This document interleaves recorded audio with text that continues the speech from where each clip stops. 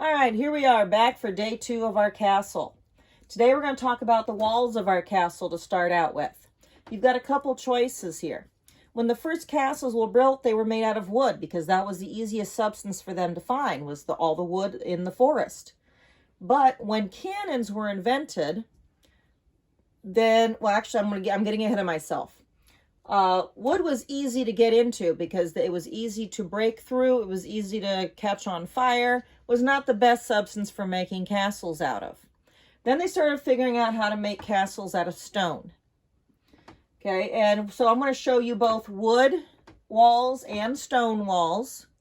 Okay, and when cannons were invented, which is what I was trying to say earlier, then castles pretty much became obsolete because castles could be easily broken into with cannonballs.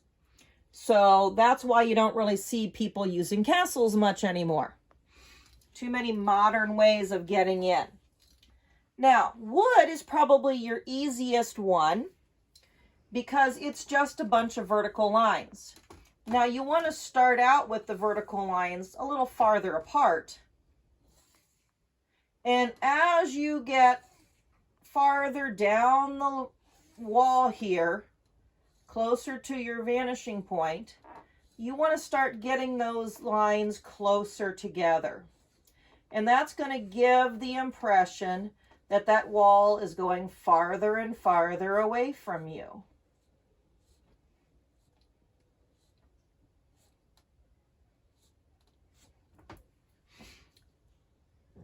And to make the wall look more like it is made out of wood, then you can come in there and put in some texture lines to give it more of the texture of the tree bark or the wood pieces that they would have made that out of. Now, if you decide to do that, please make sure you do it on both sides. Over on this side, I'm going to show you how to make it look like it's made out of stone. And this side is we're going to start out with our vanishing point that's on the wall, closest to the wall that we're using. So what we're going to do first is make 2 diagonal lines because I want my stone pieces to be large. If you want to get really complex, you can make more diagonal lines closer together, but I want to try to keep this simple. Once I have my 2 diagonal lines here using my vanishing point, then I'm going to stagger my vertical lines. And again, I want them to be large blocks to start. And then I want the lines to get closer together as I move down my wall to make it look like those stones are going away from me. Now you notice I didn't do anything in this section. That's because that's where I'm going to put the offset lines so it looks more like bricks or building with Legos or something like that. So here I'm going to go to the middle of each of these blocks and put in another vertical line. And that gives me the look of having a stone wall. And again, if I'm going with a stone wall, I want to do them on both my walls. I would just switch vanishing points when I got over here. The next thing I want you to do, once you're done with your walls, is work on your moat. To work on our moat, we're going to start with lining our ruler up on the vanishing point for the side of the moat that we're going to work on. And we're going to start by making a line very close to the bottom of our castle here. Come over here. Make a line very close to the bottom of our castle here. And it can curve a little bit here because we want it to look a little more natural. And this is going to be the ground that your castle is sitting on.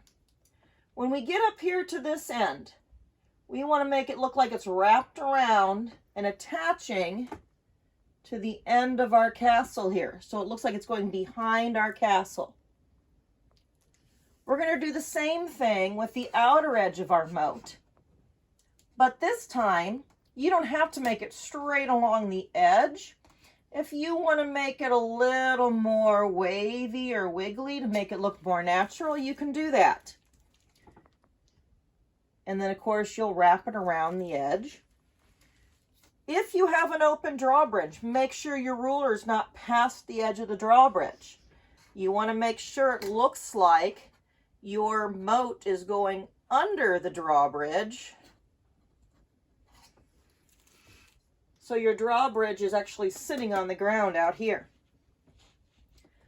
So now we've put in where our moat's going to be. What you do inside the moat is completely up to you. You can use your imaginations here. I've had people turn this into a ball pit. I've had people make this lava. I've had people do a winter theme and they've had ice cubes and snowmen and things floating in their moat. So use your imaginations here and have fun with this and make this moat into whatever you want it to be. You can have creatures coming out of it like sea monsters and piranha, narwhal, whales, sharks. Completely up to you what you do in this moat. All right? And that's all the farther we're going to go on this today. Have fun with your walls. Have fun with your moat. And we'll come back and add more to this the next time.